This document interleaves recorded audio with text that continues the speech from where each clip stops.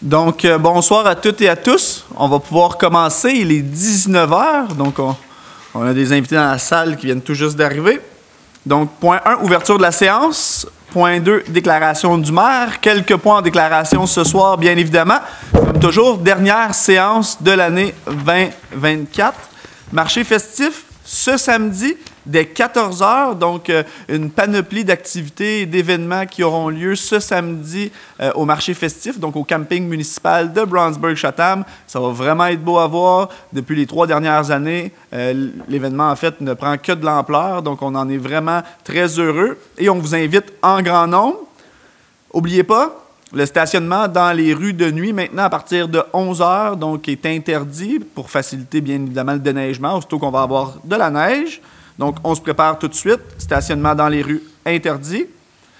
Ouverture des patinoires extérieures d'ici la fin décembre. Donc, encore une bonne nouvelle pour nos tout-petits comme nos grands. Et aujourd'hui, en fait, c'est la Journée internationale des personnes handicapées. Donc, on trouvait ça intéressant et important de le mentionner. Et finalement, n'oubliez pas, la même journée que le marché festif, il y aura la guignolée. Donc, Madame Renaud, ici présente, est bénévole pour l'organisation des 4 coins, dans le fond, à Brownsburg. Donc, on vous invite à envoyer peut-être un message texte, un courriel, un petit appel ou un messenger, peu importe le mode de communication, mais en fait, si vous êtes intéressé de participer, d'aider à la collecte des sous et des denrées aux 4 coins, Madame Renaud s'en occupe. Sinon, il y a M. Charon qui s'occupe là, de la guignolée. C'est M. Charon, bien évidemment. M. Charon s'occupe de la guignolée, donc de porte en porte là, pour tout ce qui est le secteur Brownsburg et Saint-Philippe encore cette année. Donc, il manque aussi beaucoup de bénévoles à cet endroit-là. Donc, si vous êtes... Oui? Si je peux me permettre, Oui. Monsieur le maire, les 2 sous-sols de l'église, à partir de 8h30, 9h, là, si les gens veulent se présenter là pour faire du bénévolat, ils vont être accueillis à bras ouverts. Il y a plusieurs routes à faire.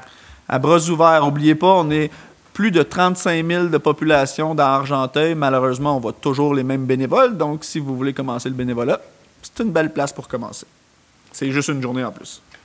Donc, c'était tout pour la déclaration du maire. Donc, je vous souhaite une très belle séance. Point 3, adoption de l'ordre du jour. Est-ce que j'ai un proposeur pour l'adoption de l'ordre du jour de ce soir? J'en ferai la proposition. Madame Renaud, tout le monde d'accord? D'accord. Point 4, période de questions. Donc, il y a quelques nouveaux visages dans la salle. Est-ce qu'on a des questions dans la salle ce soir? Il y a une première période de questions. Il y aura une seconde période de questions à la fin de la séance, avant la clôture. Bonsoir tout le monde. Bonsoir, M. Lavoie. Jean-Marc Lavoie, chemin Laurence ou Lawrence. Là. Oui. Que c'est Lawrence. Vous m'entendez pas? Il est ouvert? OK, parfait. C'est toujours concernant la mise aux normes du barrage du lac Lawrence. Monsieur le maire, j'ai fait une demande auprès de M. Libard concernant pour recevoir l'exposé des correctifs. C'est un document que j'ai reçu, moi, le 12 octobre. Je croyais recevoir aussi l'analyse de ça. Malheureusement, il n'y avait pas d'analyse, il n'y avait que l'exposé. Alors, le 3 octobre, j'ai fait une demande pour avoir la copie de cette analyse-là. Alors, lors de la séance du 5 novembre, je n'ai pas eu de nouvelles. Donc, du 3 octobre, 5 novembre, pas de nouvelles, pas du tout. Parfait, il n'y a pas de problème, j'ai patienté. Il y a des choses comme ça, ce n'est pas nécessairement des urgences. Lors de la séance du 5 novembre, avant la séance, M. Brunet a souhaité me parler. Il a confirmé avoir vu ma demande par courriel, mais a mentionné qu'une demande d'accès à l'information pourrait être nécessaire. Nous avons ensuite parlé à Maître Bouchard, qui a également confirmé avoir vu mon courriel, en mentionnant possiblement que ça nécessiterait une demande formelle d'accès à l'information.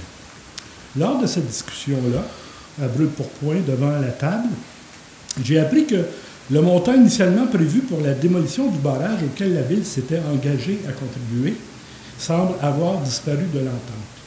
J'aimerais rappeler aux conseillers qui étaient là lors du dernier conseil, lors de la dernière équipe, que la Ville s'était engagée de verser le montant de la démolition pour le barrage, de la verser comme contribution.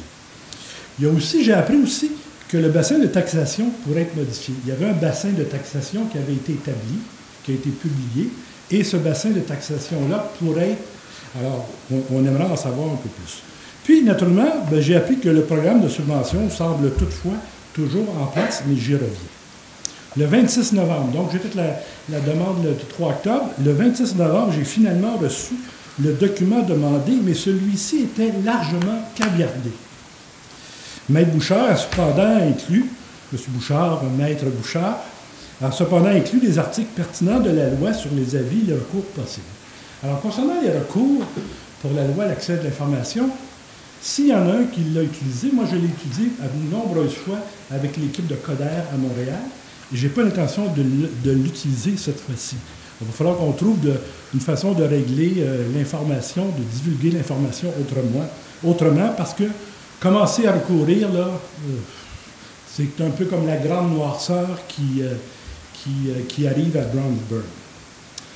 Alors, dans ce document, en tenant compte des obligations de la loi 45, Maître Bouchard, j'ai vu que vous êtes le responsable sur le site Internet de tout ce qui est loi 45.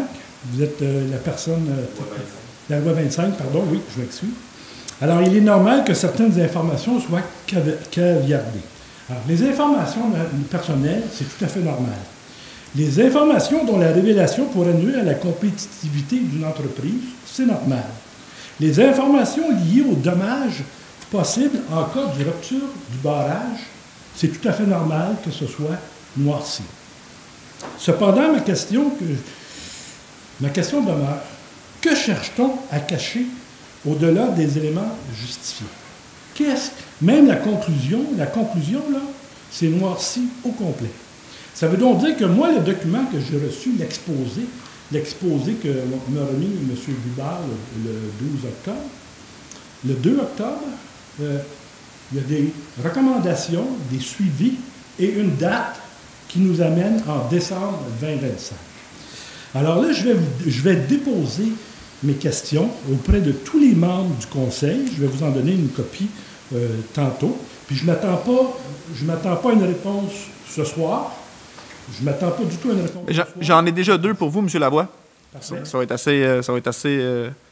être proactif au moins. Parfait. La première, c'est en lien avec la démolition du barrage. Oui. Vous l'avez enregistré. Donc non, ça n'a pas disparu. C'est toujours un engagement du Conseil. Parfait. C'est enregistré.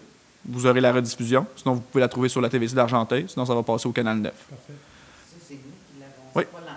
C'est pas l'ancien conseil. C'est l'ancien Conseil. C'est l'ancien Conseil. C'est le Conseil de 2017-2021. Mais nous, on avait continué sur cette entente-là. On en avait discuté. Fait que ça, c'est le premier point. Parfait. Le deuxième point, pour ce qui est caviardé, noirci, c'est comme ça, ça va être plus simple comme ça, on va avoir l'air plus intelligent ou moins stupide, peu importe. Mais pour ce qui est noirci, nous, c'est ce qui nous a été demandé. Il n'y a rien qui nécessite à être caché, M. Lavoie. Je pense qu'on était assez transparent, et même ça, totalement transparent depuis le début. C'est que quand on rend l'information publique, donc là, vous avez le document entre vos mains, nous, à partir du moment où on le met entre vos mains, on ne sait pas où il peut se retrouver. Donc, les choses qui sont noircies, c'est juridique. Donc, c'est de l'intention de la Ville de, bien sûr, protéger la communauté. Et, dans ce sens-là, c'est ce qui nous a été demandé de noircir par nos experts juridiques. Fait que nous, bien sûr, on a une firme, on a le département de Maître Bouchard à l'interne, mais on a accès aussi à une firme externe. Pour ce qui est des modalités de taxation, ça, j'étais pas au courant, pour être bien honnête avec vous. Je ne sais pas si M. Brunet a un complément d'information sur ce sujet-là, mais c'était pas mal vos 3 points que vous aviez dans votre demande, dans vos demandes, en fait. Bien, au niveau du bassin de taxation, c'est pas penché sur le point en tant que tel. Comme j'ai mentionné, oui, il y a des propriétés qui sont qui se développent. La Ville a vendu plusieurs terrains dans votre secteur aussi. Donc oui, c'est possible que le bassin de taxation soit revu au moment opportun. Il n'y a aucun règlement d'emprunt qui a été fait. Donc oui, c'est possible qu'à cet exercice-là, on revoie le bassin de taxation. Ça va être la même qu'il y a 4-5 ans. Possible. Est-ce qu'il va changer? Possible. C'est ce qui vous a été mentionné aussi, là. Dans l'optique où, nous, en tant qu'administrateurs de la communauté, notre but, c'est toujours d'être le plus juste et équitable envers tous. Puis, avec les différenciations de secteurs, hein, tant dans votre secteur, il y a un type de propriété, comme dans le secteur de M. André Pujol-Forestière, c'est un autre type. Dans celui de Mme Lorrain, c'est un autre type, parce que Mme Lorrain, on s'en retrouve plus dans la branche où il y a des fermes. Monsieur Florestal, où il y a plus des domiciles avec des grandes superficies de terrain. Madame Renault avec plus de domiciles, mais avec beaucoup plus restreint que des petites propriétés. Donc, c'est sûr que quand on va dans la taxation, dans un type de taxation où on taxe le citoyen pour un projet précis, on y va toujours dans l'optique où c'est le plus juste et équitable. Donc, c'est jamais le même type de taxation pour chacun des secteurs parce que les secteurs sont complètement différents. Alors, je reviens au document qui a été amplement noirci. Le problème est le suivant, c'est qu'après toute cette période-là, après toutes mes démarches, après toutes mes présences au Conseil, je ne suis pas plus avancé. Alors, je voulais savoir, est-ce que les gens du Conseil sont au courant qu'on a remis un document, est-ce que vous l'avez vu non caviardé, puis est-ce que vous êtes au courant qu'on a remis à un citoyen un document sur lequel même la conclusion est noircie? Alors, je vous pose la question, je ne m'attends pas à une réponse nécessairement ce soir. En fait, le moyen le plus facile de transmettre l'information le plus rapidement possible puis le plus efficacement, ça serait de contacter directement votre conseiller de secteur et de vous entretenir avec votre conseiller de secteur. Ça fait partie des solutions. Parfait. Excellent. C'est le canal de communication le plus facile parce qu'après ça, votre conseiller de secteur, lui, son but puis son travail, c'est de retransmettre l'information convenablement à l'ensemble du conseil. Je ne fais pas que demander, j'apporte aussi des solutions. Parfait. Excellent, ça. Alors, ce qui est très important, c'est que ce rapport, que je n'ai pas vu la conclusion, met-il en péril le projet de mise aux normes du barrage, notamment l'élévation prévue du niveau de l'eau à moins 1 pied sous le niveau original? Alors, je vous pose la question. Le montant prévu pour la démolition, vous avez répondu. Enregistré. Oui. Ou, outre l'exposé des correctifs du 12 octobre que j'ai reçu par courriel de M. Lubard, j'ai rien que je peux dire à mes voisins. Ce soir, Mme Maillard, ma voisine, qui a une maison sur le bord du lac, je suis content qu'elle est là parce que j'ai de la difficulté. J'arrive, puis on me pose des questions et je n'ai rien à leur dire parce que je n'ai rien. Et je reçois en plus de ça un document sur lequel la conclusion est complètement noircie. Bien, je m'excuse de vous interrompre, M. Lavoie. Puis j'apprécie toujours votre politesse et votre professionnalisme, là, mais vos questions, c'est quoi, en fait, M. Lavoie? Parce que dans l'optique où ça fait maintenant près de 7 ans qu'on se connaît, une fois par mois, j'aimerais savoir où vous voulez en venir. Moi, la seule question que j'avais en tête, qui vient de vous, c'est où sont rendues les subventions? Bien, voici. C'est que... J'avais pas d'autres questions en tête. Là. Est-ce que le rapport qu'on a reçu, est-ce que ça met en péril le niveau de l'eau? Il y avait 4 scénarios qui avaient été dans la première étude. La deuxième étude, ce que j'en ai lu, ça semble être mieux fait. Mais moi, ce que je veux savoir, c'est, avec le rapport du 13 octobre, avec ma demande, est-ce qu'on va retrouver, parce qu'ils ont abaissé, là, pour les nouveaux conseillers, ils ont abaissé l'eau de 4 pieds, et avec ce scénario-là, on devait retrouver 3 pieds du niveau. Est-ce qu'avec cette étude-là, on va retrouver le niveau original, moins 1 pied? Ça, c'est une de mes questions. Puis ensuite de ça, le programme PAFMAN, bien, c'est bien.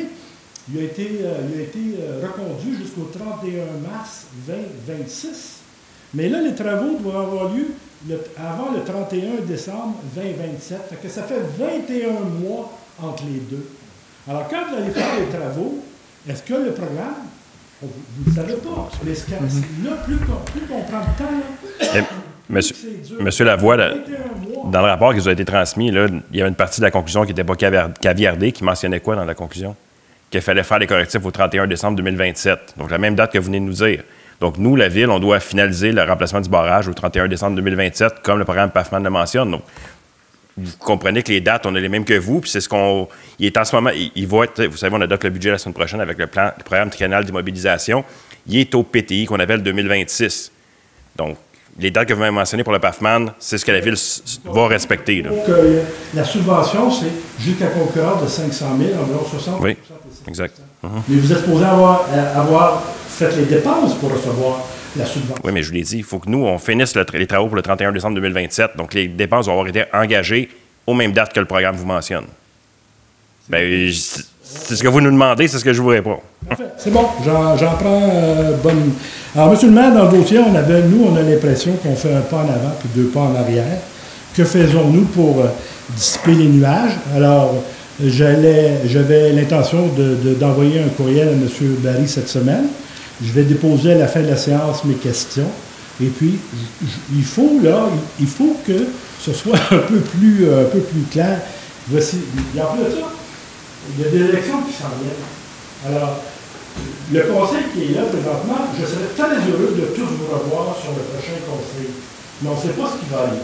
Ça, c'est gentil, par exemple. Est-ce que vous pouvez le redire, juste faire sûr? Je vous agace, M. Lavoie. Merci, vous êtes gentil. Il faut bien penser que moi, là, à date, c'est 3 directeurs généraux puis 4 directeurs des travaux publics à qui j'ai fait affaire dans ce dossier-là. Je pense qu'il y en a un qui manque là-dedans. Je pense que c'est 5. Puis 3 maires. Puis 3 maires. Alors, voyez-vous, là, le dossier, c'est parce que il y a des gens, les conseillers, vous habitez de Brownfield, vous êtes tous intéressés. Les autres, des fois, quand on veut améliorer notre carrière, on veut améliorer, on va ailleurs, on change. Mais pendant ce temps-là, ça ralentit la mécanique. Alors, c'est pour ça que là, moi, ce que je vais demander, je vais faire une rencontre avec M. Barry. Oui. Et par la suite, je vais demander une rencontre avec les résidents et l'équipe. Bien, je pense, selon mon avis, vous avez déjà M. Brunet qui travaille extrêmement fort pour vous, avec Maître Bouchard et M. Groux. Est-ce que vous avez tort dans ce que vous dites? Non, vous n'avez pas tort. Il y a des gens qui travaillent pour leur carrière, mais je ne mettrais pas M. Groux, M. Bouchard, puis Maître Bouchard, puis M. Brunet dans ce lot-là. Honnêtement, je pense qu'on a énormément avancé ensemble dans les 3 dernières années. Je pense que Brownsburg, ça c'est mon avis subjectif. Je suis entièrement d'accord avec vous. A jamais autant bien avancé. Je l'ai dit à plusieurs reprises que j'étais très content de l'administration. À partir de là, je pense que vos 2 meilleures ressources au sein, même vos 3 meilleures ressources au sein du conseil actuel, même si j'en suis le maire, c'est pas moi, pour être bien honnête. Je pense que Mme Renaud, qui est très penchée en environnement, M. Barry, qui se trouve dans votre secteur, et M. Rowland, qui est ingénieur, je pense qu'on se trouve avec les 3 meilleures personnes qui pourraient bien nous communiquer, bien nous informer, puis bien nous éduquer sur les prochaines étapes à suivre. Moi, je vais plus regarder le plan financier, mettons, du barrage. Ça, c'est plus mon dada. Mais pour ce qui est vraiment de la conception, de l'ingénierie, du niveau de l'eau, un pouce en haut, un pouce en bas, un pied en haut, un pied en bas, malheureusement, c'est pas dans mes attributions. Donc, je pense que vous avez 3 belles personnes au conseil pour pouvoir vous suivre avec ça. Je commencerai par M. Barry parce que c'est le conseiller de votre district. Si M. Barry a besoin d'aide, je pense qu'il va aller chercher les ressources nécessaires avec Mme Renaud puis M. Rowland. Dernière chose, oui? C'est que j'aimerais ça que vous rameniez le sujet au conseil de la MRC. J'y ai assisté à 2 reprises. OK. Ça, c'est ma job, par exemple. Ça, c'est oui. Oui. C'est le maire suppléant. Là. Mais j'aimerais ça qu'on ramène ce dossier-là parce qu'il me semble, vous avez 50 ou 60 barrages, il me semble que c'est un dossier qui est... C'est vous autres, oui, mais il y a aussi les gens de la MRC. C'est ce que j'allais vous dire tantôt. Je ne voulais pas paraître frappé ou avec un manque de respect, mais est-ce que vous savez le nombre de quand vous m'avez mentionné les informations pour votre barrage, au nombre de lectures de rapports qu'on a lus sur les barrages dernièrement, je m'en excuse. Il aurait fallu que je le relise pour vous répondre correctement. Donc, je vais attendre vos questions. On va pouvoir se reparler. Comme je vous ai mentionné, je ne pense pas être la bonne personne pour bien vous suivre dans ce dossier-là, mais je pense que M. Barry pourrait être un excellent point de départ, puis on partait de là. Sinon, c'est déjà bien avancé. Comme M. Brunel l'a mentionné, c'est au PTI de 2026. On a une date 2027. Vous avez raison, les élections sont l'année prochaine. On croise les doigts. Moi aussi, même si on était tous indépendants, j'ai adoré travailler avec cette équipe-là. Je pense que c'était une équipe dynamique, qui avait Brownsburg-Château-Macaire, puis pour une fois, qu'il n'y avait pas de chicane, puis qu'on pouvait avancer. Déjà que c'est long avancer au monde municipal, imaginez quand il y a de la chicane, comment c'est vraiment long avancer. Encore une fois, moi, je suis très content de ce conseil-là et des gens aussi à l'administration. Dernière chose, je vous souhaite de très, très, très joyeuses fêtes, le meilleur pour vous autres et votre famille. Merci, M. Lavoie. Merci encore pour votre professionnalisme. Puis comme je le mentionne, c'est vraiment le fun de l'entendre de votre bouche. Puis ça fait ma journée, honnêtement, en fin de journée, un mardi, parce que vous avez vu d'autres conseils, vous avez vu d'autres directeurs généraux, puis vous avez vu d'autres équipes. Fait que je le prends plus pour du cash venant de vous. J'espère que ma voisine va quand même être satisfaite de sa présence. La journée où vous allez être satisfait, c'est la journée où on va vous dire il y a une subvention qui est acceptée puis on commence les travaux. Un jour, ça va arriver. Je pense qu'il y a encore plus hâte que ça soit fini aussi. Oui, mais ça sera déjà un bon point dans la bonne direction. D'autres questions, madame? Merci, M. Lavoie. Merci. Là, après ces bons mots-là, vous ne venez pas me chicaner, là. Pardon? Après ces bons mots-là, vous venez pas me chicaner. Ah, phew, OK. Bonsoir, moi je m'appelle Lise Lapointe. Bonjour, Mme Lapointe. Je représente Bonsoir. les citoyens de Brownsburg-Chatham. Et puis, après plusieurs années, avec notre pont qui relie, Oui, c'est sur la rue principale à part ça, oui. je m'inquiète pour les inconvénients qui pourraient arriver si le pont disparaît. À plusieurs années, à plusieurs reprises, j'ai entendu dire qu'il allait le réparer à l'automne, ou Mhm. ça n'a jamais été fait. Là, j'ai su qu'il allait l'enlever. Est-ce que c'est vrai ou faux? Première question, puis je vous la pose à vous. Je sais que c'est vous qui venez poser des questions, mais on va faire le jeu inverse 30 secondes. Le pont appartient à qui? Il n'appartient pas à vous autres. Merci. Je le sais. Première question. Fait que le pont, oui, effectivement, vous avez raison, Mme Lapointe. Le pont n'appartient pas à la ville de Brownsburg-Chatham. Oui, je sais. Le pont est une propriété du MTQ. J'ai su que vous aviez fait des démarches. Effectivement, nous avons fait, et Moi, mon je suis Dieu ici Seigneur, pour savoir si Oui. nous, les citoyens, on peut faire quelque chose Oui.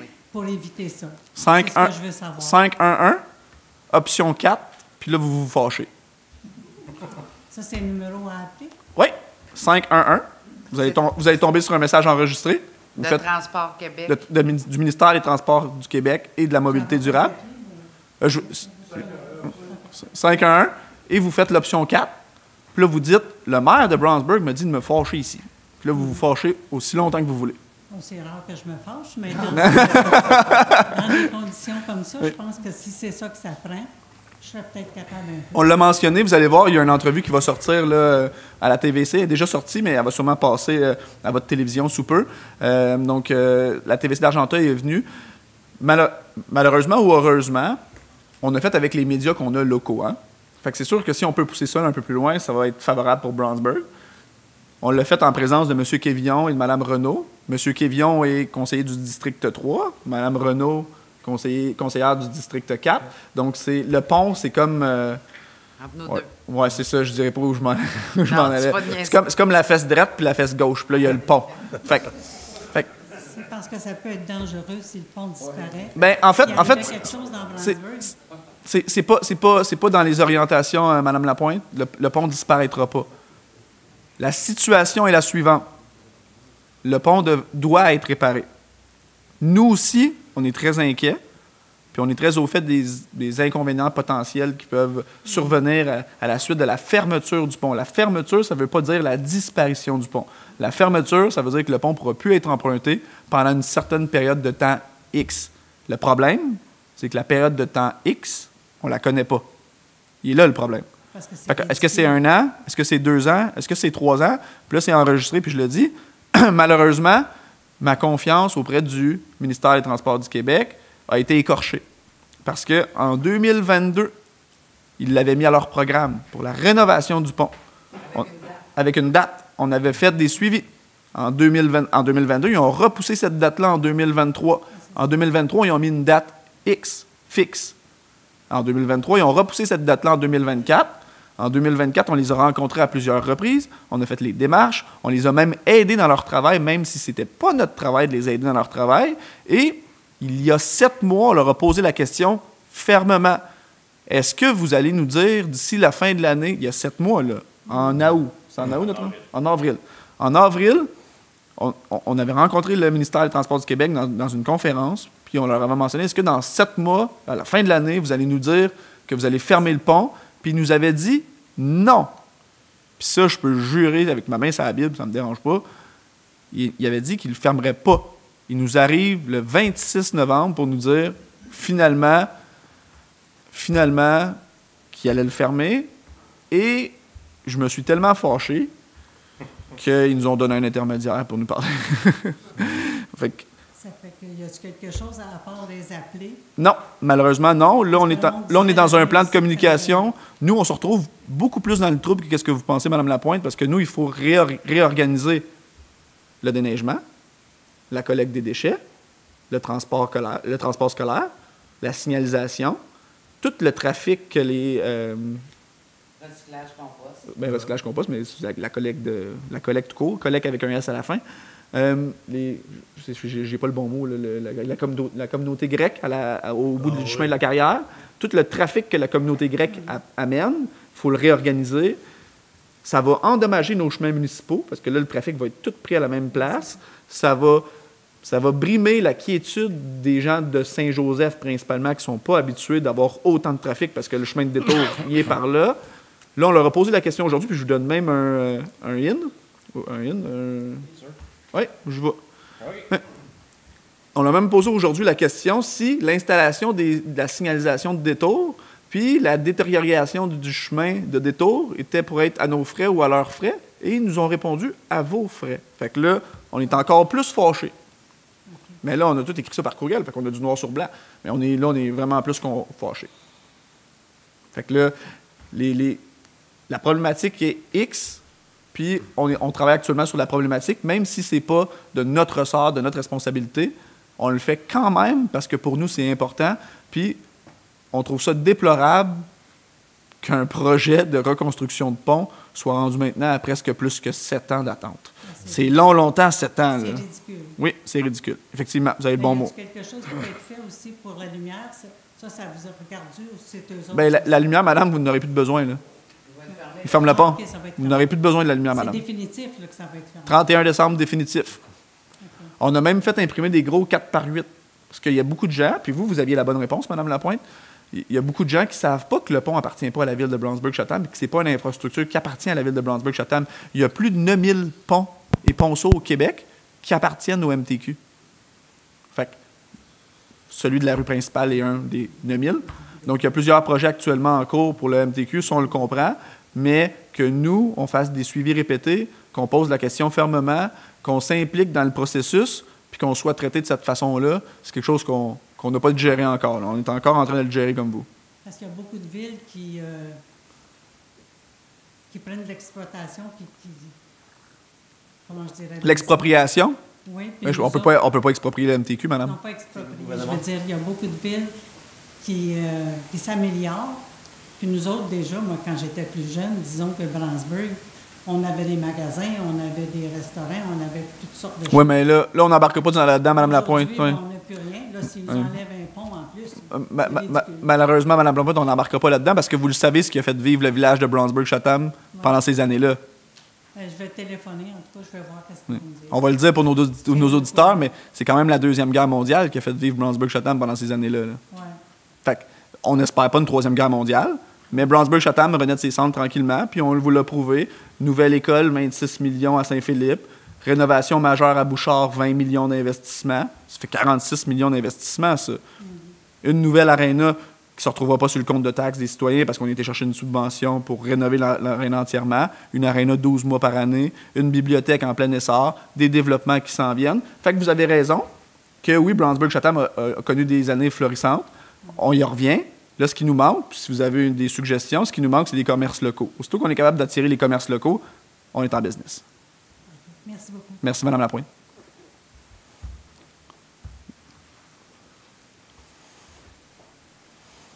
Bonsoir, M. Bonsoir. Lacolle. Bonsoir, M. Lacolle. Je vais tellement la faire, cette option 4. Je vais mobiliser ma gang là-dessus. Merci. En fait, je n'ai pas vraiment de questions. S'il vous plaît, juste permettez-moi de vous parler 2 minutes sur ce que j'ai vécu ce mois-ci. Oui. J'ai vu pour la première fois sur la rive nord du lac Reardon des bulldozers en train de faire de la coupe forestière. Sur le coup, ça a été un choc assez intense. Donc, j'ai appelé M. Barry directement pour savoir ce qu'il en était. Lequel? Claude, OK. le propriétaire de la terre. J'étais franchement agréablement surpris de tomber sur un homme qui a vraiment pris le temps de m'expliquer son métier. Puis ça m'a permis de réaliser que, premièrement, j'étais totalement ignorant de ce que c'était que la foresterie. Je dois aussi dire qu'après quelques jours de coupe sur la rive du lac Reardon, la rive n'est pas défigurée. Ça a été fait de façon relativement respectueuse, contrairement à ce que je craignais. Et puis, après cette coupe, l'association du lac Reardon a commencé à se mobiliser pour tenter de faire des plaintes parce que le monde commençait à paniquer un petit peu. Et là, je leur ai expliqué ce que M. Barry m'avait appris sur ce qu'était la foresterie, la façon dont c'était fait, que c'était finalement des coupes sélectives. Et puis, au bout du compte, on a pris conscience que c'était peut-être une façon pour nous, pour la ville, de faire un contrepoids normal, naturel à l'urbanisation qu'on est en train de vivre. Donc, je voulais juste dire que souvent, nous, citoyens, je me rends compte, totalement ignorants face aux enjeux, face à la façon dont les choses se font. Aujourd'hui, l'Association du lac Riordan, dans son ensemble, commence à comprendre que les activités de foresterie et non pas de déforestation, comme nous on en parle, sur la rive nord du lac Riordan, pourrait être un atout. Je pense que ça peut être un atout aussi pour la ville de se doter d'une politique de foresterie qui permettrait de faire, comme je disais, un contrepoids naturel au développement urbain, au chalet locatif et toutes ces affaires-là. Mais monsieur Dacolle, tu sais, c'est un peu comme nous, c'est la même chose. On a beau gérer une ville, avoir fait des études dans ce sens-là. Pour nous aussi, la foresterie, c'est quelque chose qui était quand même assez incompris. Ça, pourquoi l'année dernière, on s'est rendu une certaine équipe à marcher ce terrain-là avec justement les experts en foresterie pour comprendre c'est quoi la coupe sélective. Ça, on vous avait expliqué peut-être un petit peu qu'on a fait cette démarche-là. Fait que oui, même pour nous, c'est quelque chose d'incompris. Donc, on est allé chercher cette information-là. Donc, c'est quand même tout à votre honneur d'expliquer ça aujourd'hui. Oui, mais en fait, ce que je trouve dommage, c'est que les citoyens, sans s'en rendre compte, vont mettre des bâtons dans les roues aux entreprises, dans le bâton des roues des entreprises de foresterie, alors que ça peut être des atouts pour eux. Parce que moi, M. Barry me disait qu'il était tout à fait ouvert à laisser la population se promener sur ces terres, profiter de la forêt. Je veux dire, c'est bon pour notre santé, c'est bon pour le sport, c'est bon pour la majorité, pour les citoyens qui sont là, qui en veulent de cette forêt. Mais on ignore, on se bat contre les entreprises de foresterie, on veut les mettre à terre, alors que finalement, c'est peut-être des atouts, tu sais. Donc, c'est ça. Je voulais juste partager ça avec vous. Moi, c'est quelque chose que je communique au sein de mon association. Et puis, voilà, c'est ça. Je peux pas rester, malheureusement. Je vais aller m'occuper de mes enfants ce soir. Mais je vous remercie. Ça fait plusieurs fois que vous venez. Puis je vous invite à réécouter les enregistrements de la TVC d'Argenteuil qui sont ici pour nous filmer puis garder un certain suivi sur tout ce qui est discuté dans les séances. Je me rappelle quand même vous l'avoir mentionné. C'est sûr que moi, je suis pas en foresterie. Est-ce que, comme vous le mentionnez souvent, on sent déjà plus une proximité depuis peu dans l'optique où il y a une discussion, il y a des discussions qui se passent entre les citoyens et l'administration. Puis ça a été mon vœu le plus cher quand je suis rentré en politique, c'est pourquoi c'est toujours une question de la politique contre les citoyens ou les citoyens contre la politique? Parce que les gens qui ont été élus en politique, c'est des citoyens de Brownsburg-Chatham. Donc, à partir de là, oui, nous, on a un rôle de protéger la municipalité, la ville de Brownsburg-Chatham, et comme je vous l'ai déjà mentionné, M. Dacolle, d'y veiller à son bon soin, dans l'optique d'où on voit une vue d'ensemble. Donc, nous, on administre une communauté pour le bénéfice de l'ensemble de la communauté, non de certains secteurs précis. Mais il n'y a jamais eu de clash. C'est un faux mythe de penser qu'il y a un clash, puis je m'excuse de l'anglicisme, mais qu'il y a une coupure entre le politique et les citoyens. On est des citoyens. Je suis payeur de taxes. Je vis ici. Je veux que mes enfants vivent ici. Donc, j'aime ce que vous dites. Je l'apprécie beaucoup. Puis, je pense que ça démontre toute votre personnalité d'être venu ici ce soir pour mentionner ça. Vous étiez loin d'être obligé. Mais oui, effectivement. Puis, vous m'amenez un bon point. Pourquoi on ne demanderait pas à nos entrepreneurs en foresterie de faire une présentation une fois de temps en temps dans la salle ici pour les intéresser? Puis je suis pas mal sûr que M. Barry se prêterait au jeu, puis ça lui ferait plaisir, parce qu'il aime son métier, c'est un métier de père en fils. C'est ça. C'est un métier générationnel qui a évolué dans les générations antérieures de M. Barry. Puis lui aussi est natif, puis il est citoyen de Brownsburg-Chatham. Absolument. Fait que je pense que ce serait peut-être une bonne chose de l'amener à... Puis il ne faut pas oublier que Brownsburg-Chatham, comme Mme Lapointe l'a mentionné, a connu des années florissantes. Mais dans ces années florissantes-là, il y avait les fermiers, les bûcherons, les gens en mécanique industrielle qui ont fait les... En tout cas, M. George Brown, le fondateur de Brownsburg, était en mécanique industrielle, en fait. Puis il partait des Portes Mirabel à Brownsburg pour aller travailler à la chute. Puis il fabriquait ses pièces à Brownsburg. En tout cas, c'est l'histoire de Brownsburg, là, je vous laisserai la lire, mais c'est vraiment intéressant. Fait qu'il ne faut pas oublier aussi son haut nos racines. Mais je pense que c'est intéressant d'emmener M. Barry à parler aux citoyens puis d'expliquer son métier. Je pense que ça serait une bonne chose parce que oui, effectivement, ça peut être un métier qui fait peur, mais je pense que comme moi aussi, quand il nous l'a expliqué, parce que comme M. Brunel l'a mentionné, on a été marcher la terre. Nous, on a pris notre temps. J'ai mis mes bottes d'eau, puis j'ai été marcher la terre pendant une demi-journée complète.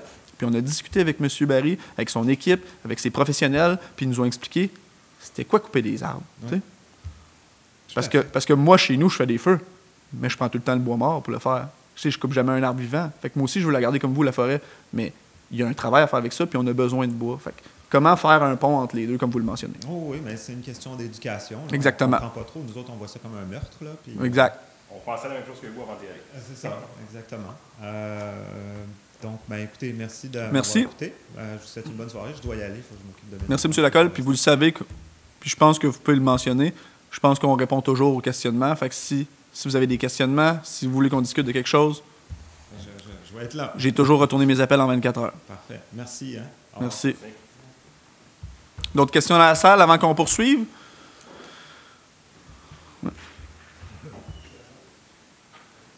Bonjour. Bonjour, bonsoir. Bonsoir. Oui. Doriane Angers-Gauthier, résidente de Brownsburg-Chatham. Ce soir, je voulais vous parler d'un problème que j'ai constaté dans mon secteur. J'habite le secteur du lac Carillon. OK. En fait, c'est des gens qui ont commencé à changer à la main les limites de vitesse sur les panneaux de vitesse. Ah. Puis il y a aussi eu quelques conflits verbaux entre citoyens, notamment moi, là, qui a été impliqué. Moi, je marche beaucoup autour du lac Carillon puis le chemin Saint-Clair. Mhm. Puis c'est le chemin Saint-Clair, c'est une route où il y a beaucoup de circulation de transit. Oui. Et beaucoup de vitesse élevée. Oui. Donc, Comme partout sur le territoire, malheureusement. oui, mais encore plus. Vraiment, il y a des bouts où je cours là, pour rejoindre un lieu plus sécuritaire. J'ai peur pour ma sécurité, en fait. Donc, je voulais vous partager cette problématique. C'est à quel endroit que les limites de vitesse ont été changées à la main? C'est au coin de Patrie, le 30. Ben, il a été encerclé à la cacane rouge. Fait que ça, j'imagine que c'est un résident qui était Fâché. fâché. Une voie de fait, je l'ai vu aussi. C'est un genre de voie de fait, la personne a comme fait. Puis tu connais la personne ou? Non. Non, OK, j'ai compris, je l'ai vu. J'ai Ouais, dit, OK, une ouais. voie de fait, ça. Non. Puis l'autre, c'est sur le chemin Saint-Clair, vraiment, quand on arrive à la plage du lac Carillon. Il y a le 30 km/h, puis quelqu'un a mis 50. Fait que c'est ça. Ouais. Pour moi, ça n'est pas fait voler, soit là. Ouais, exact. Parce que vous savez, dans cette colonne, on a la problématique qu'on se fait voler des stocks et des choses comme ça. Ouais, OK. c'est la même place. C'est assez, Notre, c'est assez fréquent. notre grosse problématique, c'est qu'on le sait que c'est des gens du secteur, comme vous le savez aussi. Ça, c'est la plus grande problématique. La deuxième plus grande problématique, c'est qu'il faudrait peut-être faire une éducation d'où c'est eux qui payent les panneaux. C'est nous qui payent les panneaux. Fait que, tu sais, s'ils les abîment, ben, c'est comme s'ils abîmaient leur propre maison dans un sens, parce que c'est nous qui payons ces panneaux-là, là, ensemble, en tant que communauté. Fait que, merci pour les précisions. Dans votre secteur, madame, c'est M. André Junior Florestal qui est ici, qui est, si vous voulez, ses coordonnées peut-être à la fin de la rencontre, ou sinon le retrouver peut-être via le site Internet de la Ville. Si vous avez des questionnements ou plus d'interrogations ou des précisions comme ça à apporter, peut-être les apporter à M. Florestal, qui va pouvoir nous les transmettre plus rapidement, puis ça va vous éviter un déplacement, mais c'est quand même le fun de vous voir, au moins pour avoir de l'information comme ça. OK. Est-ce que vous avez des solutions en contrepartie pour peut-être diminuer la vitesse dans ce secteur-là? Parce que, comme je vous l'ai mentionné, c'est sûrement... Mon bac n'a pas été ramassé cette semaine, puis ça roule vite sur ma rue. C'est sûrement les 2 courriels que je reçois le plus vite, le plus souvent dans ma boîte courriel. Mais on est en manque, en fait, de solutions, énormément. Personnellement, j'habite dans le même secteur que vous. Puis, effectivement, moi aussi, dans mon secteur, ça roule extrêmement vite. Comment on fait pour diminuer si ce n'est pas en mettant des bosses de ralentissement aux 100 mètres? Ouais, mais j'essaie d'éviter les anglicismes, mais oui, des speed bumps qu'on appelle. Comment qu'on fait autre que ça pour diminuer la vitesse? Tu sais, on a comme épuisé tout ce qu'on pouvait. On est rendu sur le marquage au sol. On en met surtout alentour de nos écoles pour les bosses de ralentissement. On met nos panneaux d'affichage conformes à la loi. On met des afficheurs de vitesse, comme en avant, par exemple, de chez Mme Saint-Denis, où ça clignote, puis ça l'aide beaucoup, mais c'est pas tout. Il y a un manque de culture, il y a un manque d'éducation sur ce que la vitesse peut causer au Québec.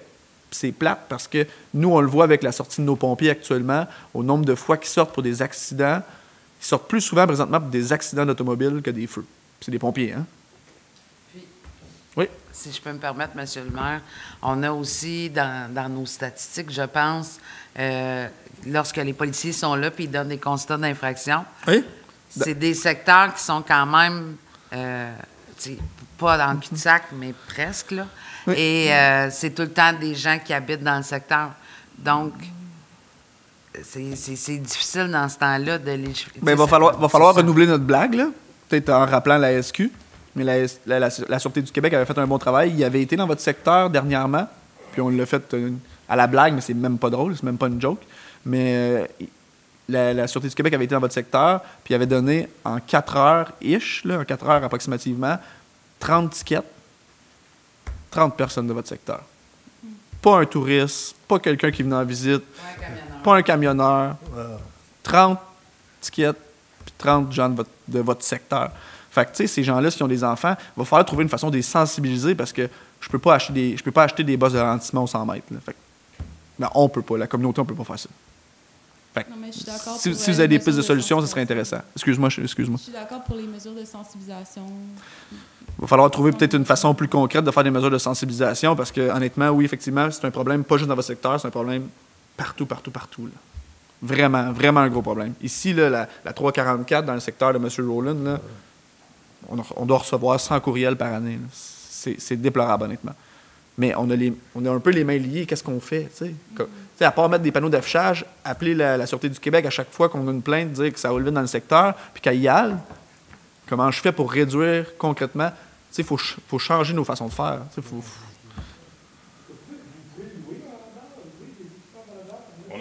On en a, oui. Oui, on en a 2. Oui, puis on essaye d'en mettre de plus en plus pour en mettre dans plusieurs secteurs parce qu'on a quand même 6 secteurs dans la ville. Puis comme on l'a mentionné, ça roule partout. Mais tout le monde nous appelle pour des problèmes de vitesse. Tout le monde. Peu importe le secteur où il habite. Là. Et on ne peut pas nous émettre des constats. Oui. Puis on ne peut pas nous émettre de constats. Fait qu'il va falloir qu'il y ait quelque chose qui se passe à un moment donné au gouvernement provincial qui nous permette de mettre des radars vitesse qu'on puisse capturer l'écran puis pouvoir émettre des vrais constats d'infraction puis aller chercher pas des points d'inaptitude, mais tu sais, quand ça touche le portefeuille des gens, là, à coût de 250$ puis ça rentre dans les coffres de la ville, s'il veut continuer de rouler vite, tu rouleras vite. Mais le but, oui, effectivement, il nous faut une solution concrète bientôt. Là. Il y a beaucoup aussi de... Tu sais, oui, c'est beaucoup des gens du secteur, mais il y a beaucoup aussi des petits jeunes qui viennent faire de la vitesse là, sur le chemin Saint-Clair, qui n'habitent pas dans le coin. Là, ça, je peux vous on va dire. demander à la Sûreté du Québec de faire une surveillance. C'est ce qu'on peut faire le mieux pour le moment. Mais on va regarder tout ça en comité, les différentes problématiques qu'on a dans la ville. Là, donc, on était déjà bien au courant de Saint-Clair. Puis, merci encore. Monsieur le maire, c'était vraiment du sarcasme. Oui, quand c'était vous du avez sarcasme. dit ça. Oui. OK, merci. J'avais une autre question, c'est un tout autre sujet. Là. En fait, c'est la terre en arrière de mon terrain qui a été piquetée hier, en fait. Puis je me demandais s'il y avait eu un projet qui avait été présenté à la ville. C'est dans le coin de l'Éronière qui est protégé, là, au sens de leur règlement. C'est juste m'envoyer un courriel, je peux peut-être vous aider là-dessus, parce que à brûle pour point comme ça, j'ai pas mes informations avec moi, mais pas plaisir de vous. Je peux vous donner le numéro de l'eau. Ben oui. Est-ce que vous restez jusqu'à la fin de la séance? Oui. OK, parfait. C'est bon, parfait. Merci. D'autres questions dans la salle avant qu'on poursuive? Sinon, il va y avoir une deuxième période de questions à la fin. Super. On va avancer un peu. Point 5, adoption du procès-verbal de la séance ordinaire du 5 novembre 2024. Est-ce que j'ai un proposeur? Monsieur Rowland, tout le monde d'accord? D'accord. Point 6, adoption de la liste des chèques et des paiements pour le mois de novembre 2024 au montant de 1 820 449 $ et 1 sou. Est-ce que j'ai un proposeur? Enfin, la proposition. Monsieur Barry à chaque mois, tout le monde d'accord? D'accord. Point 7, dépôt. Donc, ce sont des dépôts. Je n'ai pas besoin de proposeur. 7.1. Donc, on dépose le rapport mensuel du service de développement et de l'aménagement du territoire de M. Thomas Gros. Valeur au cours du mois d'octobre 2024 cette année, 6 917 518 $. Valeur au cours du mois d'octobre 2023, donc à pareille date, mais l'année dernière, 2 870 114 $. Donc, une certaine hausse ici en émission. Valeur pour l'année 2024, donc cette année, 78 084 $ et 78 084 et 315 $. Valeur pour l'année 2023, 49 695 164 $. Donc, on peut voir une hausse fulgurante des investissements sur le territoire de la ville de Brownsburg-Chatham. Pour l'année 2024, je réitère, ça fait 3 mois que je le fais. Dans le 78 millions, il y a l'école et la caserne. Merci, M. Gros. 7.2. Procès-verbal du comité consultatif du 14 novembre 2024. Donc, c'est un dépôt du procès-verbal, donc de ce qui s'est discuté au comité consultatif d'urbanisme. 7.3, c'est un dépôt du rapport des dépenses autorisées pour le mois d'octobre 2024, règlement numéro 333-2024, c'est un dépôt. 7.4, rapport des embauches et mouvements de personnel pour le mois de novembre 2024. Je réitère, on a des nouveaux visages dans la salle, donc tout ce qui n'est pas congédiement et embauche de cadre peut se rapporter au rapport des embauches et mouvements de personnel pour le mois de novembre 2024. Par exemple, c'est un employé qui va passer des travaux publics à l'entretien de l'aréna ou de l'entretien de l'aréna aux travaux publics et vice-versa. Donc, peu importe le mouvement du personnel au sein des différents départements, on va le trouver dans le rapport des embauches et mouvements de personnel pour le mois de novembre 2024. Ça nous permet, nous, d'alléger, bien sûr, les résolutions, d'avoir moins de travail pour notre département de ressources humaines et de législation, de Maître Bouchard, et... Hein? Greffier, merci. Même chose. Et, bien sûr, ça nous permet de consigner ça tout dans un document clair, net et précis, donc beaucoup plus administrativement concret. 7.5, dépôt, registre des déclarations de réception de dons et avantages des membres du conseil municipal. C'est à chaque année, comme on le fait toujours, pour les intérêts pécuniaires. Donc, qu'est-ce qu'on fait dans la vie autre qu'être en politique municipale? On le dépose dans le registre, ici au 7.5. 8, gestion et administration. 8.1, donc avis de motion et dépôt, règlement numéro 4-6-2024, ayant pour objet de modifier ayant pour objet la modification des règlements numéro 4-2000, 4-01-2001, 4-02-2005, 4-03-2012, 4-04-2019 et 4-05-2022, créant le fonds de roulement pour augmenter le montant autorisé à 2 600 000 $. Oui, M. le maire. Alors, comme vous l'avez dit, ce règlement-là vise la création du fonds de roulement. Il a été créé il y a plusieurs années de cela. Maintenant, on l'augmente d'un montant de 500 000 $ et le montant, le 500 000, est pris à même le surplus accumulé non affecté. Et ce fonds de roulement-là sert à on peut en emprunter un montant pour payer des dépenses en immobilisation. Tout est dit. 8.1, donc, est-ce que j'ai un déposeur pour l'avis de motion? Je donne l'avis de motion, M. le maire, et j'en fais le dépôt. Monsieur Kévion, merci beaucoup. Tout le monde d'accord? Oui. 8.2, mise en disponibilité pour l'augmentation du fonds réservé pour la tenue d'une élection. Bien évidemment, comme M. Lavoie l'a mentionné, 8.2, il y aura une élection en 2025. Maître Bouchard. À chaque année, on doit mettre un montant dans ce fonds réservé-là. Alors, cette année, on vous suggère de mettre un montant de 58 600 $ en provenance de l'excédent accumulé non affecté. 8.2, est-ce que j'ai un proposeur? Je vais en faire la proposition. Monsieur Barry, tout le monde d'accord? D'accord. 8.3, autorisation de signature de l'entente entre la Ville et le Centre de services scolaires de la Rivière-du-Nord aux fins de la réalisation de certains travaux d'aménagement dans le cadre de la construction de la nouvelle école primaire Saint-Philippe et autorisation de paiement. 8.3. Donc, dans le cadre du projet de l'école primaire, compte tenu qu'il y avait des travaux d'égout de l'aqueduc qui étaient faits, la Ville a souhaité avoir un meilleur prix ou profiter de cette situation-là pour faire certains travaux de... Vous savez, on a un projet de réaménagement du parc Roland-Cadieux qui est en lien avec le projet de la nouvelle école. Donc, ici, c'est d'amener une nouvelle conduite d'aqueduc et d'égout au futur chalet de parc qu'il va y avoir dans le parc, dans le fond. Et c'est d'autoriser une dépense de montant de 75 229,51 plus toute taxe pour les travaux que je viens de mentionner. C'est une bonne nouvelle. C'est le genre de type de secteur qu'on veut réorganiser à la Ville. Donc, 8.3, est-ce que j'ai un proposeur? Je vais faire la proposition, M. le maire. M. Florestal, tout le monde d'accord? D'accord. 8.4, avis de motion et dépôt, règlement d'emprunt numéro 344-2024, décrétant des dépenses en immobilisation à l'aréna Gilles Lupien et un emprunt de 2 millions de $. Oui, c'est pour financer la phase 2 des travaux de rénovation qui auront lieu l'année prochaine. Voilà. Tout est dit, c'est un avis de motion et dépôt. Est-ce que j'ai un déposeur? Je donne l'avis de motion, M. le maire, et j'en fais le dépôt. M. Kévion, l'aréna se trouve dans le secteur de M. Kévion, district 3, 8.4, au centre-ville de Brownsburg-Chatham. Est-ce que tout le monde est d'accord? Oui. D'accord. 8.5, avis de motion et dépôt, règlement numéro 345-2024, décrétant des dépenses en immobilisation pour la nouvelle caserne et un emprunt de 500 000 $. C'est pour l'achat de mobilier à la nouvelle caserne en 2025. 8.5, est-ce que j'ai un déposeur? Je fais le dépôt, M. le maire. M. Florestal, tout le monde d'accord? D'accord. 8.6, contestation de l'avis d'augmentation 2025 de PG Solutions. Ça, on aime ça faire ça. Oui, PG Solutions, c'est notre fournisseur pour nos logiciels de finance et d'urbanisme. Et c'est le fournisseur aussi de la plupart des villes du Québec. Et en 2025, la hausse minimale des coûts du contrat d'entretien et de soutien est évaluée, en fait, et imposée à 6,7 %. Et ça fait suite à des augmentations annuelles importantes depuis 2022, entre autres pour moderniser leur logiciel. C'est un processus qui a pris du retard maintenant.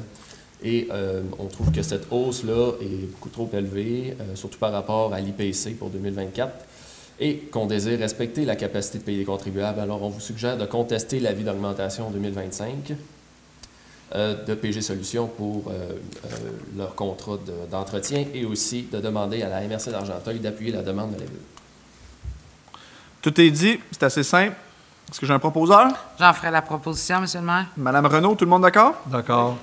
8.7, avis de motion et de dépôt, règlement numéro 268-02-2024, modifiant le règlement numéro 268-2019 sur la gestion contractuelle de la Ville de Brownsburg-Chatham en vue d'assurer sa conformité à la loi édictant la loi visant à protéger les élus municipaux et à favoriser l'exercice sans entrave de leurs fonctions et modifiant diverses dispositions législatives concernant le domaine municipal. Maître Bouchard.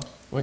Suite à l'adoption de cette loi, on doit implanter des mesures visant à favoriser l'achat québécois pour les contrats dont la dépense est inférieure au seuil d'appel d'offres public, qui est actuellement à 133 800 Déjà, notre règlement prévoit des mesures, mais on doit aussi prévoir des mesures de rotation pour les contractants, pour des contrats entre 25 000 et le seuil d'appel d'offres public. Et c'est ce qu'on fait dans ce règlement-là. Aussi, on vient établir à 10 la marge préférentielle des entrepreneurs locaux pour certains contrats. Donc, en gros, c'est vraiment simple. Tout le monde connaît le panier bleu. Bien, avec cette loi-là, on vient de créer le panier bleu de notre communauté. Fait que le but, c'est d'encourager tous les entrepreneurs de notre communauté. On l'a dit avec Mme Lapointe tantôt pendant la période de questions, il manque de commerces locaux. On va essayer de favoriser nos commerces locaux ici. 8.7, c'est ce que ça dit. Est-ce que j'ai un déposeur, pardon? Oui, j'aimerais beaucoup donner l'avis et faire le dépôt. Madame Lorrain, tout le monde d'accord? D'accord. Oui, Excellent. 8.8, avis de motion et de dépôt, règlement numéro 346-2024, décrétant l'imposition des taux de taxation des taxes foncières et des compensations pour l'année 2025. c'est le règlement annuel de taxation qui contient les taux de taxes, entre autres, et le règlement est prévu pour être adopté le 10 décembre prochain en séance extraordinaire. Donc, on vous invite à la séance du 10 décembre prochain. Ça va être une belle séance. Je vous donne déjà un beau in. 8.8, est-ce que j'ai un déposeur pour l'avis de motion? Monsieur Rowland, tout le monde d'accord? D'accord. Communication, rien. Ressources humaines, 9.1. Ça, on n'aime pas ça faire ça. Congédiement d'une employée. Donc, considérant que l'employé 302-100-0525 a été embauché le 24 septembre 2024 avec une probation de 6 mois, il y a quelques situations problématiques qui sont survenues durant son court séjour à l'emploi de la Ville. Donc, dans ces moments-là, on n'attend pas plus longtemps qu'il y ait une situation qui se présente. Donc, on met fin au contrat de l'employé, comme j'ai mentionné, 302-100-0525. Comprenez qu'on ne mentionne pas les noms en lien avec la loi. De toute façon, ça ne serait pas une bonne chose d'une manière ou d'une autre. 9.1, est-ce que j'ai un proposeur pour le congédiement? Oui, je vais faire le... Madame Lorrain, tout le monde d'accord? D'accord. Comme je vous ai mentionné, fait que vous voyez que je ne suis pas menteur, 9.1, si on remonte un peu plus haut, dans les dépôts au point 7, rapport des embauches et mouvements de personnel pour le mois de novembre, je vous avais explicitement dit, à l'exception des congédiements et des cadres. C'était juste pour vous faire suivre. Fait que je vois que tout le monde suit, j'aime ça. 9.2, embauche d'une personne ressource au poste de contremaître au service des infrastructures et travaux publics, poste cadre permanent régulier à temps partiel. Vous voyez, deuxième fois, je ne suis pas menteur. Par contre, c'est à temps plein. À temps plein, pardon, j'ai étudié temps partiel? Oui. Ah, OK, temps plein. Donc, considérant la vacance du poste de contremaître au service des infrastructures et travaux publics, qu'on a besoin de combler ce poste-là qui est assez important et stratégique dans notre organisation. Il y a un processus d'embauche qui a été complété, qu'une candidature à l'interne a été retenue pour combler ce poste. Vous savez, depuis quelque temps déjà, on est une organisation qui favorise beaucoup la promotion interne lorsque c'est possible. Donc, on est très heureux ce soir d'entériner l'embauche de M. Danny Martin-Simoneau à titre de contremaître au service des infrastructures et travaux publics, et ce en date du 13 novembre 2024. Ça, c'est vraiment une bonne nouvelle. Comme M. Brunet vient de le mentionner, on aime vraiment ça, faire de la promotion à l'interne, de garder notre monde. On le sait, une des choses qui coûte le plus cher, tant en entreprise qu'en monde municipal, c'est le transfert des connaissances. Donc, si on peut garder les employés qui sont actuellement en poste à la Ville et faire, bien sûr, avancer leur carrière, faire en sorte qu'ils s'impliquent le plus possible pour Brownsburg-Chatham, mais on garde les connaissances internes au sein de Brownsburg-Chatham et de ce fait-là, on évite de nombreux coûts qu'on ne voit pas à l'œil nu, mais qui qui arrive assez vite quand on embauche puis on est toujours en train de reformer. 9.2, est-ce que j'ai un proposeur? Oui, je vais en faire la proposition. Madame Lorrain, tout le monde d'accord? D'accord. Point 10, travaux publics 10.1, acceptation provisoire des travaux de pavage de 2 tronçons du chemin de la Carrière, route locale 2, appel d'offres TP 2024-0301. Donc, concernant l'adjudication du contrat suivant l'appel d'offres public numéro TP 2024-0301 à Groupe Colas Québec Incorporé, considérant que le procès-verbal suivant l'inspection pour réception provisoire des travaux effectués le 13 novembre 2024, ainsi que la réception du rapport d'inspection provisoire des travaux de l'ingénieur, qu'aucune déficience majeure ou mineure n'a été détectée. Donc, c'est un excellent travail qui a été fait. Ceux qui ont eu la chance d'emprunter le chemin de la Carrière, vous avez vu une légère différence avec précédemment. Donc, ce soir, on autorise l'acceptation provisoire des travaux de pavage de 2 tronçons du chemin de la Carrière, qui est une route locale 2, selon les clauses qui sont prévues au devis de l'appel d'offres numéro TP 2024-0301. Comme vous allez voir, l'acceptation finale va arriver ultérieurement, comme vous allez pouvoir le voir au 10.2. Mais pour l'instant, le 10.1, est-ce que j'ai un proposeur? Enfin, la proposition. M. Barry, tout le monde d'accord? D'accord.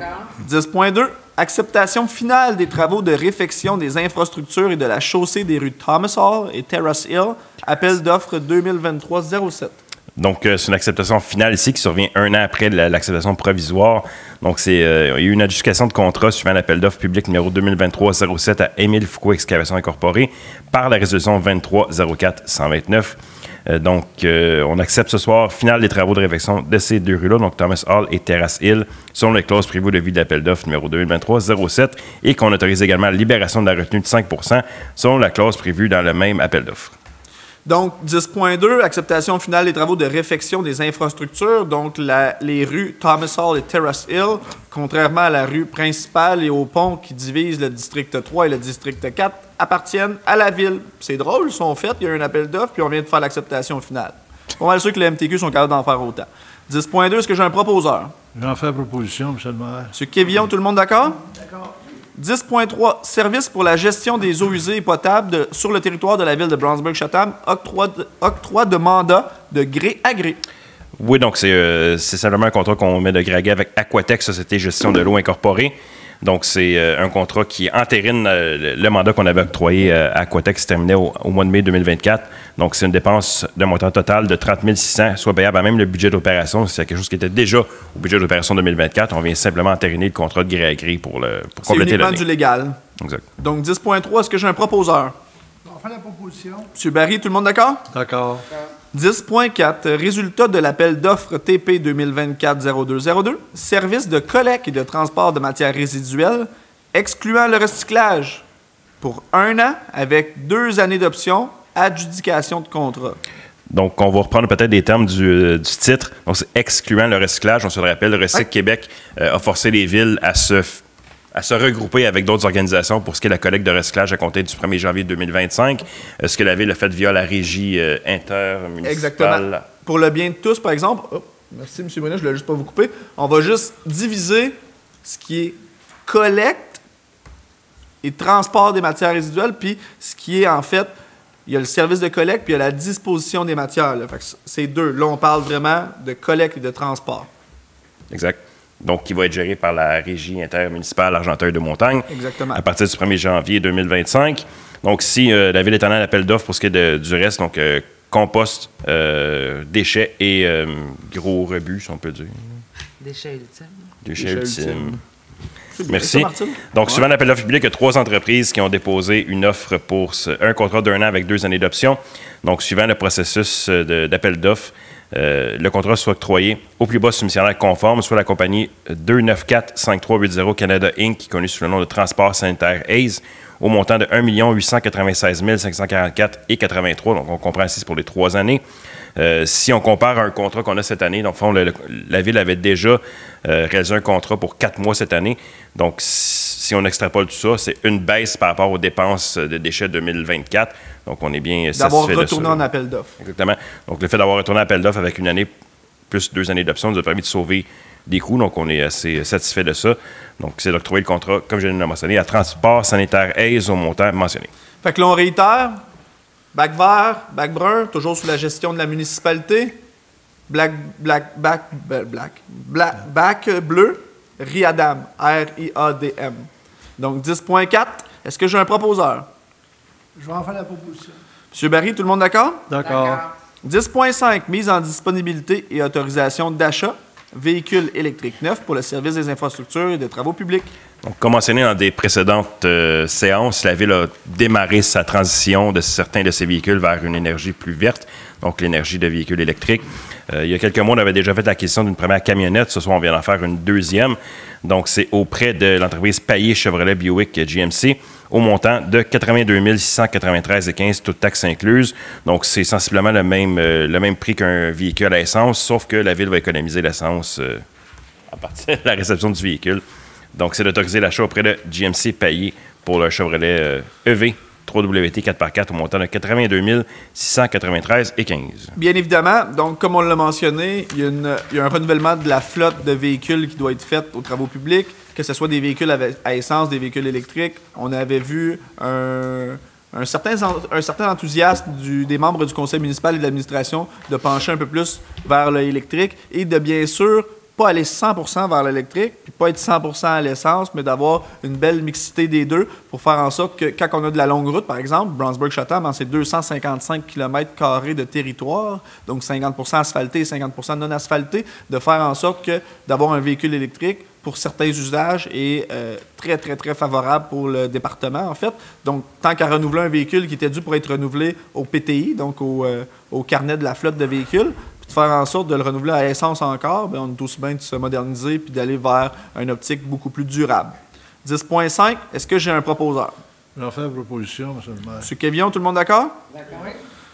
10.6, avis de motion et de dépôt. Règlement numéro 168, ça c'est un travail de Mme Lorrain. 168-02-2024, modifiant le règlement numéro 168-2010 concernant le stationnement sur le territoire de la ville de Brownsburg-Chatham afin, entre autres, de permettre le stationnement de nuit en alternance dans une partie du domaine Cadieux pendant la période hivernale.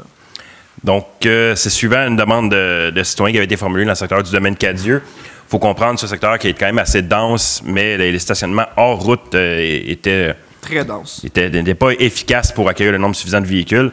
Donc, la Ville va procéder à la modification de son règlement sur le stationnement afin de permettre un stationnement d'alternance sur la rue du Rossignol. Donc, afin de permettre, exemple, de 3 jours, c'est permis de stationner de notre côté, 4 jours sur un autre. Donc, c'est afin de favoriser le stationnement dans le secteur, éviter certaines problématiques en période de déneigement et d'éviter certaines amendes au niveau des citoyens. Effectivement, c'est un ajustement concret. C'est un secteur qui est très dense. Mme Laurent a travaillé sur le dossier, a travaillé avec les citoyens. L'alternative qui s'est vue favorable pour le moment, et je dis bien pour le moment, parce que si on trouve une alternative qui est encore plus favorable pour le secteur, on va aller vers une seconde alternative. Mais dans le moment où on avait un besoin immédiat de permettre le stationnement en alternance, j'aime pas ça dire ça, là, mais un peu comme Montréal, faire en sorte que les citoyens peuvent se stationner convenablement sans avoir d'étiquette. On y était avec la solution rapide, efficace, facile, mais on va essayer de trouver une seconde option qui va peut-être pouvoir favoriser cette difficulté dans ce secteur-là. On y travaille. On a déjà avancé. 10.6, proposeur? Non, en fait, déposeur. Oui, je vais donner l'avis de motion et en faire le dépôt. Merci, Mme Lorrain. Merci pour votre travail. 11.1. Tout le monde d'accord? Oui. Excellent. 11.1. Loisirs et culture, autorisation de mandater l'entreprise Les 4 Fers en l'air pour la gestion du camp de relâche 2025. Donc, la Ville. À chaque année. Oui, c'est ce que j'allais mentionner.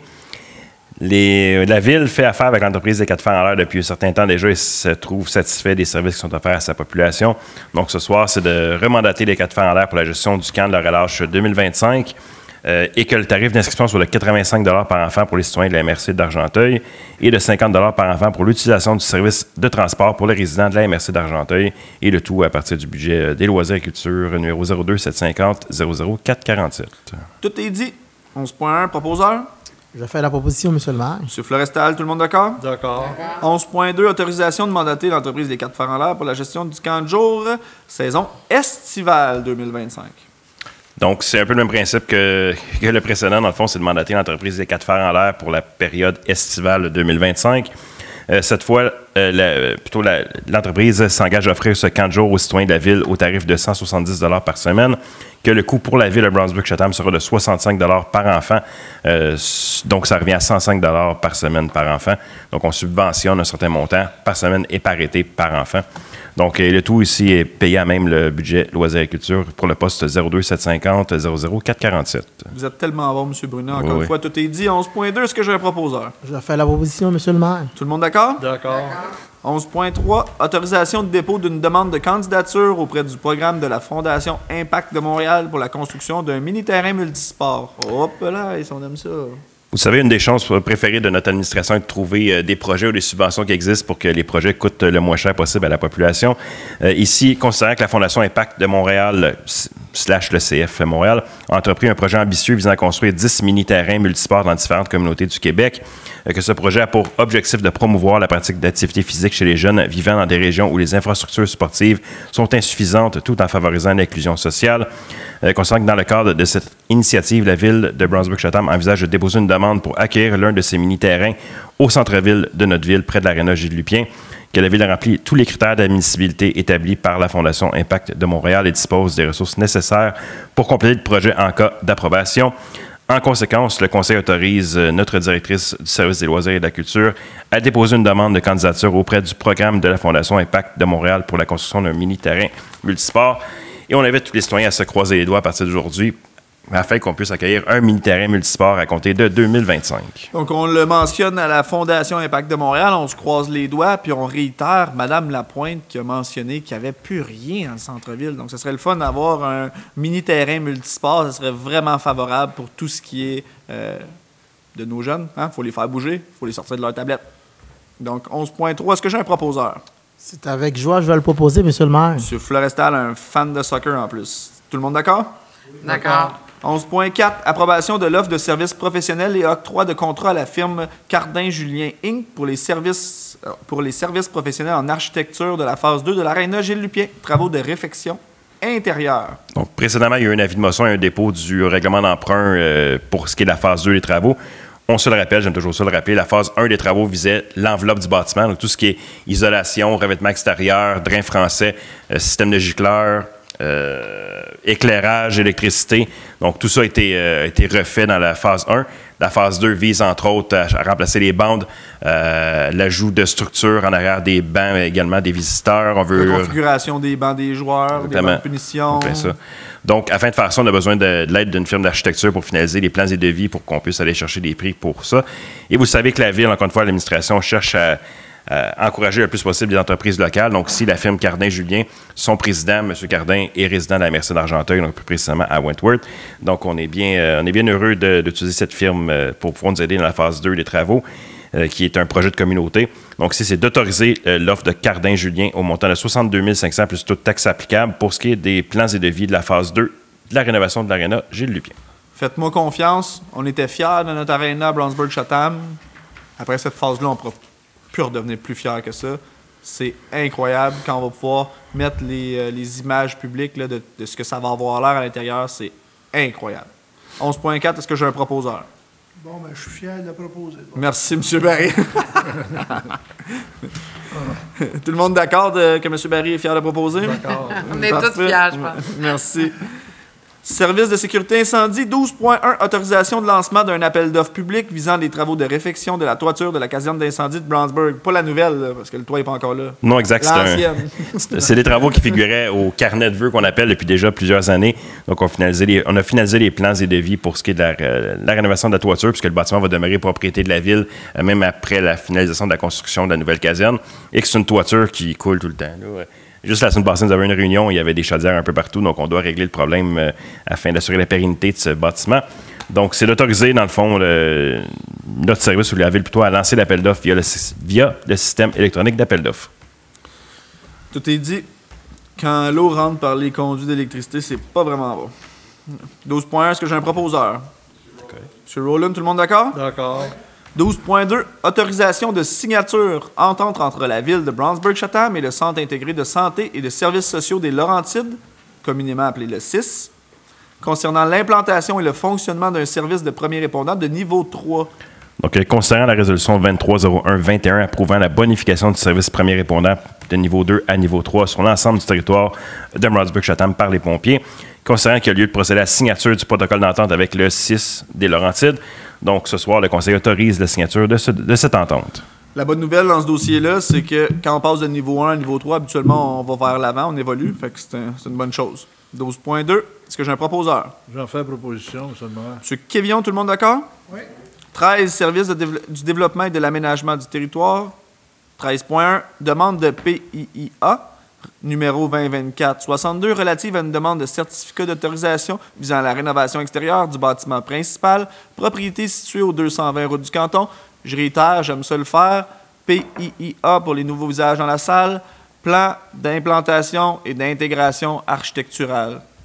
Oui, donc en fait, à cette propriété-là, c'est plusieurs travaux sur l'enveloppe extérieure du bâtiment qui sont visés par la demande. Donc on parle du remplacement des fenêtres et de la porte d'entrée en façade avant, des fenêtres avec cadrage en aluminium noir. Ça vise aussi le remplacement du perron d'entrée avec la marquise en bois traité et la marquise soutenue par des poutres en bois capées en aluminium noir, comme les fenêtres et la porte. Et ça a été recommandé d'être accepté à l'unanimité et c'est ce qui est proposé d'être fait aujourd'hui. J'aime ça quand M. Groux parle, c'est encore plus clair que M. Brunet. 13.1, tout le monde d'accord? 13.1, est-ce que j'ai un proposeur? Je vais faire la proposition pour la demande. Madame Lorrain, tout le monde d'accord? D'accord. 13.2, demande de PIIA numéro 2024-64 relative à une demande de certificat d'autorisation visant à la rénovation extérieure du bâtiment principal, propriété située au 320 rue Bank, remplacement de la résolution 23-06-231. Juste préciser avant que j'étais le mentor de M. Ouais. Bon. Okay. Je vous flattais, monsieur. Donc, en fait, là, oui, comme M. le maire l'a mentionné, on avait passé une résolution en 2023 visant à autoriser certains travaux sur le revêtement extérieur. Donc, on vient remplacer cette résolution-là parce que les projets du propriétaire ont changé. Donc, dans ce cas-ci, on parle, là, ça vise le remplacement d'une partie du revêtement en façade avant, qui est présentement en pierre des champs, qui doit être remplacé. Et on parle là, d'un remplacement avec toujours une pierre avec une teinte de gris de couleur Condota. Donc, cette recommandation-là a été faite à l'unanimité d'être acceptée par le CCU et c'est ce qui est proposé d'être fait ce soir. Merci, M. Groux. 13.2, est-ce que j'ai un proposeur? J'en fais proposition, M. le maire. M. Quévillon, tout le monde d'accord? Oui. 13.3, demande de PIIA numéro 2024-066 relative à une demande de certificat d'autorisation visant à la rénovation extérieure du bâtiment principal, propriété située au 280 rue Rosedale. Oui, donc cette demande-là vise à terminer les travaux ou à compléter les travaux qui avaient été entamés en 2021 par le propriétaire. Donc, dans cette dernière phase, ça vise le remplacement de la marquise et du perron d'entrée. Donc, on parle d'une surface en bois traité, une structure en bois traité pour le perron et des poutres en bois là, pour la marquise avec un capage en aluminium noir aussi. Donc, cette recommandation-là a été faite à l'unanimité d'être acceptée par le CCU et c'est ce qui est proposé d'être fait ce soir. Quand ça va bien, ça va bien. 13.3, proposeur. J'en fais proposition, M. le maire. M. Quévillon est en feu. Tout le monde d'accord? Oui. 13.4, demande de PIIA numéro 2024-67 relative à l'aménagement d'un projet intégré d'habitation unifamiliale isolée, lot 4 234 365 du cadastre du Québec, situé sur la rue Thomas Hall. Oui, donc pour vous situer un peu, ce terrain-là, en fait, est à l'extrémité des rues Thomas Hall et Park. Présentement, il y a un petit chemin de gravier qui fait le bouclage, si on veut, de ces deux roues-là. Eh bien, c'est situé sur un terrain privé et c'est essentiellement ce terrain-là qui va faire l'objet du projet de développement. Il va y avoir deux maisons qui vont avoir front, qui ne feront pas partie du projet intégré, qui vont avoir front sur le prolongement de la rue Thomas Hall. Et il va y avoir une allée d'accès véhiculaire qui va mener à l'arrière du terrain où il va y avoir là, les 10 résidences, 10 habitations unifamiliales isolées qui sont visées par par ce projet intégré-là. Donc, on parle d'une superficie maximale, d'une densité maximale de 4 logements à l'hectare. On est à l'extérieur du périmètre urbain, donc c'est le minimum requis.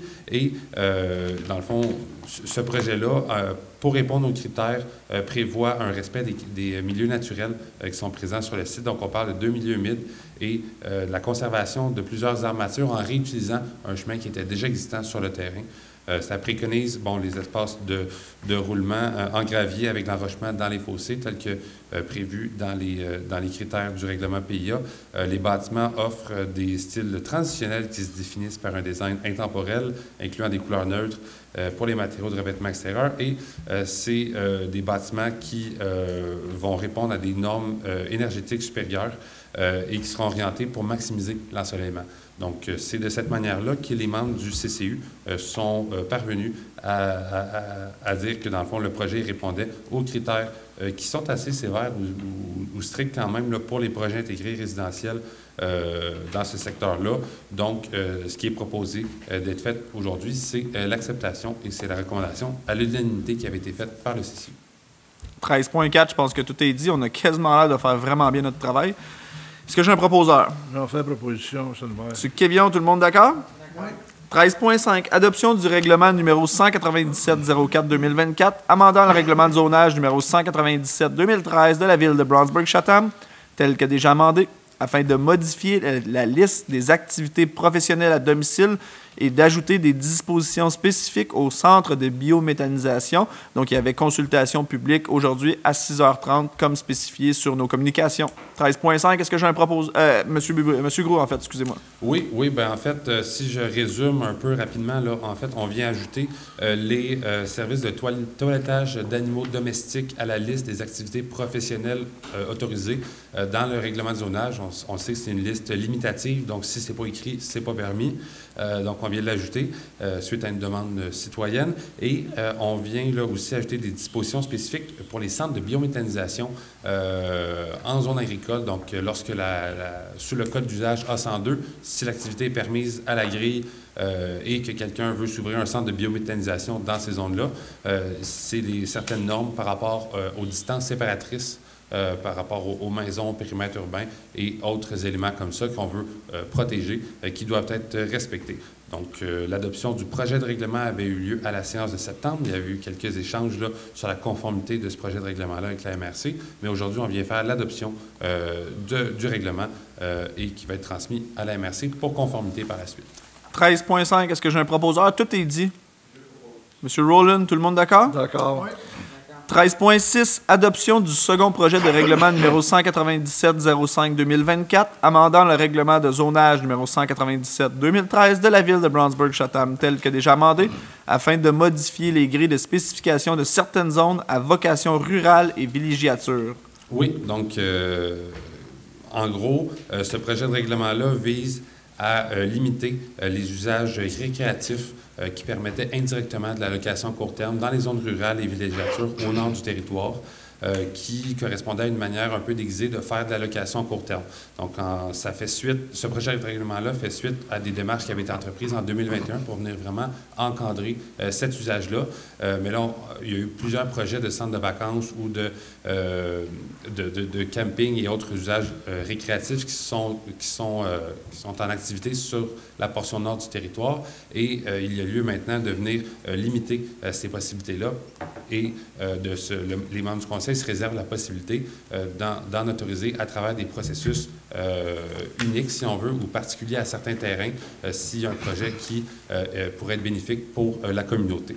Donc, l'adoption du projet de règlement avait été faite à la séance de novembre. Aujourd'hui, on fait l'adoption du second projet et au mois de janvier, on va faire l'adoption du règlement, s'il n'y a pas de demande de registre. Comme on aime le mentionner, comme on le mentionne au sein du Conseil en tant qu'équipe, on est juste plus limitatif sur avoir un droit décisionnel sur qu'est-ce qu'on veut sur certains secteurs précis de notre développement territorial. 13.6, est-ce que j'ai un proposeur pour l'adoption du second projet? Je vais en faire la proposition. Secteur de M. Barry, tout le monde d'accord? D'accord. 13.7, dernier point. Session fin de parc, terrain de jeu ou espace naturel. Demande de permis de construction numéro 2024-591. Lot 4 235 447 du Cadastre du Québec, situé sur le chemin Saint-Clair. Oui, donc dans ce cas-ci, c'est une contribution pour fin de parc. Ce n'est pas en lien avec une demande de permis de lotissement comme à l'habitude. Ici, c'est vraiment par rapport à un permis de construction sur un lot dont l'immatriculation à titre de lot distinct n'a pas fait l'objet de la délivrance d'un permis de lotissement avant la rénovation cadastrale, donc communément appelé un lot en P. Et conformément à la loi et à notre réglementation municipale, ce type de la construction sur ce type de lot-là nécessite une contribution pour fin de parc. La valeur a été établie par un évaluateur agréé à 150 000 $, donc la contribution monétaire est équivalente à 10 % de ce montant-là. Donc, il y a une contribution qui est assujettie de 15 000 $ à la délivrance du permis de construction. Donc, pour les nouveaux visages, je réitère aussi, c'est toujours bon pour les gens à la maison, on ne sait jamais qui nous écoute. Session fin de parc, il y a un poste budgétaire qui est terrain de jeu ou espace naturel. Et cet argent-là, donc le 15 000 que M. Groove vient de faire mention, il y en a plusieurs à toutes les séances qui rentrent. Ça s'en va explicitement dans ce poste budgétaire-là. Puis à partir de là, on peut améliorer, rénover, réparer. On peut construire des nouveaux parcs sur le territoire de la ville de Brownsburg-Chatham. Donc, on doit uniquement l'utiliser à ces fins-là dans l'option des parcs, terrain de jeu ou espace naturel. Et pour vous donner un exemple, c'est ce poste budgétaire-là explicitement, et non les comptes de taxes des citoyens, mais ce poste budgétaire-là explicitement qui a rénové le parc des vétérans à 100 %. 13.7, est-ce que j'ai un proposeur? Je suppose que ça va être M. Florestal. Effectivement, M. le maire, je vais le proposer. M. Florestal, tout le monde d'accord? D'accord. 14, vous avez fini de m'entendre parler, à moins que vous voulez me jaser encore, mais deuxième période de questions. Est-ce que j'ai des questions dans la salle? Une fois, deux fois, adjugé. Colin, c'est cool ça. 14, deuxième période de questions. Donc, tout est fait. Point 15, levé de la séance. Est-ce que j'ai... Ah oui, je m'excuse. Merci, M. Quévillon. Pas grave, M. le maire. Merci, M. Quévillon. C'est pour vous dire que vu que c'est la dernière séance ordinaire de l'année, ça passe vite, j'aimerais souhaiter de joyeuses fêtes au conseil municipal, à tous les employés de la ville de Brownsburg-Chatham, et à tous les citoyennes et citoyens de Brownsburg-Chatham. C'est le doyen. Merci. C'est le doyen. Je pense que M. Quévillon a le droit de faire ça, surtout après 30 ans d'exercice en tant qu'élu municipal. Donc, merci, M. Quévillon. Merci à vous. Ça me fait plaisir. De joyeuses fêtes à vous. Vous le méritez. Merci. De joyeuses fêtes à vous. Puis, effectivement, comme M. Lavoie l'a mentionné, comme M. Quévillon vient de le mentionner, c'était la dernière séance de 2024. On tombe déjà en 2025. Novembre, l'année prochaine, il y a des réélections municipales. Et adviendra ce qui pourra pour l'avenir du conseil municipal de Brownsburg-Chatham. Mais je le réitère parce que c'est la dernière séance de cette année. J'ai adoré et j'adore travailler avec vous, la gang. On ne lâche pas. Il nous reste encore un an à notre contrat. Puis après ça, on devient agent libre. Puis on verra bien pour quelle équipe on s'en va jouer. Donc, point 15, est-ce que j'ai un proposeur pour la levée de la séance? Avant ça, par exemple, excuse-moi, parce que je sais, André, que c'est toi qui vas le faire. J'aime ça.